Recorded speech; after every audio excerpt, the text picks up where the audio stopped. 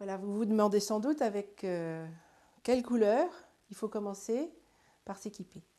Alors voilà ce que je propose pour commencer, c'est un bleu, un rouge et un jaune. En couleur additionnelle, un second bleu. Alors le premier bleu étant un bleu outre-mer, le second bleu est un bleu cobalt. En complément, un ocre. En réalité, c'est une couleur dite terre, mais un ocre et une terre d'ombre. Celle-là, c'est une terre d'ombre brûlée. Et naturellement, un blanc, un noir. Alors, on va les regarder sur la palette. Un rouge, un jaune, donc l'ocre et la terre d'ombre brûlée de tout à l'heure, l'outre-mer, le cobalt, le noir, le blanc. Avec toutes ces couleurs, en les mélangeant entre elles, vous allez voir que vous allez pouvoir en créer une grande quantité d'autres et donc représenter tout ce que vous pouvez espérer. On prend un peu de rouge, un peu de jaune pour avoir un orange. Voilà. Alors si on prend du bleu, toujours le même jaune, on va obtenir un vert. Alors on va encore faire un autre vert en utilisant le second bleu qu'on a, c'est-à-dire le bleu de cobalt. Toujours le même jaune, et on va obtenir un vert très différent. Alors tout ça, c'est des choses que vous connaissez déjà sans doute. Il y en a un que vous connaissez peut-être pas, un autre vert, que l'on fait en mélangeant du noir avec du jaune. On obtient un vert olive. Si on réutilise le bleu d'outre-mer et qu'on y ajoute du rouge, on va faire un violet. Alors l'ocre, elle est utilisée en tant que telle, comme couleur, et mélangée avec d'autres, elle peut servir à modifier chacune des autres teintes.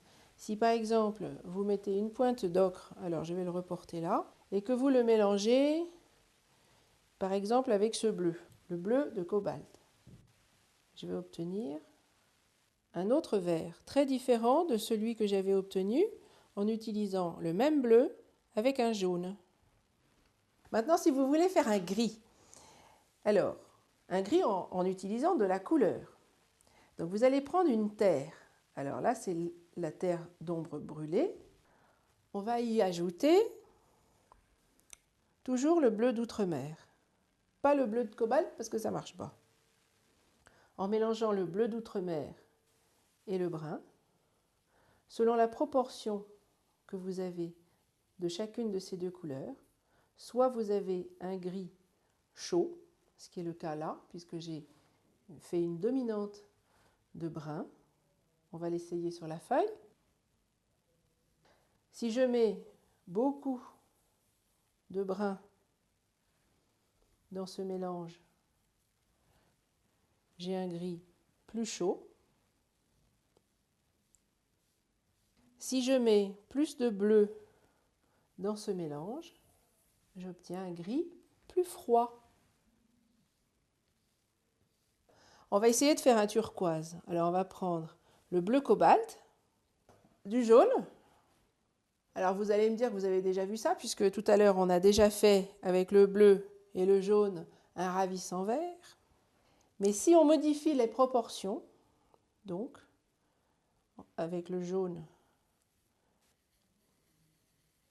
et le bleu, quand on y ajoute à cette couleur une pointe de blanc, on obtient un turquoise. Alors, on récapitule. Avec un rouge et un jaune, on a de l'orange. Naturellement, si on modifie les proportions, on pourrait avoir un orange beaucoup plus rouge ou beaucoup plus jaune, ça dépend. Avec un bleu et un jaune, on obtient un vert, ça c'est un bleu outre-mer, et un jaune cadmium, on obtient un vert assez chaud. Avec l'autre bleu, le bleu cobalt, avec le même jaune cadmium, on obtient un vert plus acidulé. Avec le noir, avec le même jaune cadmium, on obtient un vert olive, plus ou moins chaud, plus ou moins noir selon les proportions, c'est toujours la même chose, mais vous ferez l'expérimentation vous-même. Avec le bleu outre-mer et le même rouge, on obtient un violet. Alors là, c'est pareil, violet, celui-ci est assez rouge. Si j'avais ajouté un petit peu plus de bleu, j'aurais obtenu un violet plus foncé, plus froid. Avec l'ocre, la terre de sienne naturelle ici, mélangée à du bleu de cobalt, on obtient également un vert chaud, un vert un peu olive. Si on a ajouté un peu plus d'ocre, on a un ocre grisé. Avec la terre d'ombre brûlée, auquel on a ajouté du bleu outre-mer, on obtient toute une palette de gris. Ça, c'est un gris moyen. Si on a ajouté une proportion un petit peu plus importante de brun, on obtient un gris chaud. Si on ajoute une proportion un peu supérieure de bleu, on obtient un gris froid. Avec le bleu de cobalt, ici, auquel on a ajouté du jaune tout à l'heure, on avait déjà eu ce ravissant vert acide. Et pourtant, si on a ajouté un petit peu plus de bleu et une pointe de blanc, on arrive à avoir un espèce de turquoise dans différents types de nuances selon les proportions des couleurs à l'intérieur du mélange.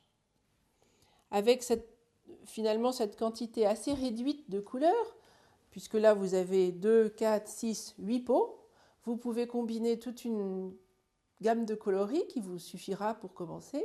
Et même en ce qui me concerne, j'en utilise pas tellement d'autres. Voilà.